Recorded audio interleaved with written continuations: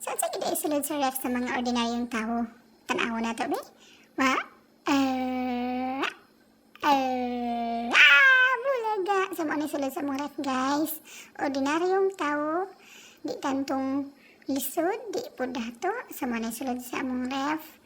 Na ay mga ice o karne. Then, unsa ba na diri, oh? Cheesecake. Cheesecake.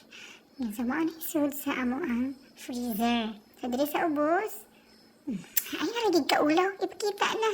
Sa mga isulod sa among fresh room. Tanaw na to, be. Bulan na. 0. Empty. Diri sa ubos na pinatakob-takob. Unsa mga guni, oy. Sasali na siya sa among sudan na nilat ang buko, guys. So, nakita na ito diha na ay kabasa, repolyo, o na ay pinutuson sa mani. Inununan. Inununan pinaisan. Katong tanaan mo yung sa isulod ani. Nalimot naman ko ano. Ay, bingka. Bingka tuod. So, may na lang na ipaibabos. Kanon. Para mainit. Naapoy. Sa magili. Tumilion, be. Kita mo na. Klaro kaayo. Sardinas. Paborito. Paborito. Naapoy but-but sa lubi. Kaya lang magbut-but sa lubi. Huwag na ay. Abi na kong spaghetti. Pan. So, usa gina, no? Mga lahing container ba? Nga, lahi po day ang sulod. Sama sa ice cream ba? Ang sulod ki isda day. Pan.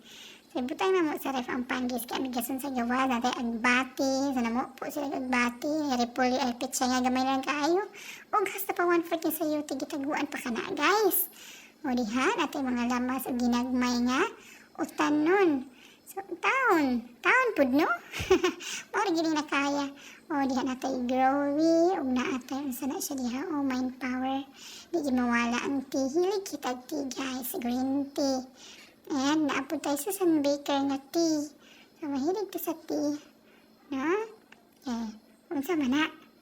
Ay mo katingala na gid mi uling sa ref kay usahay man good, no?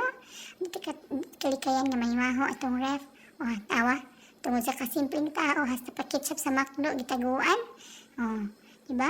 Kamu ang sisod sa inyong ref. Maulaw man sad ta.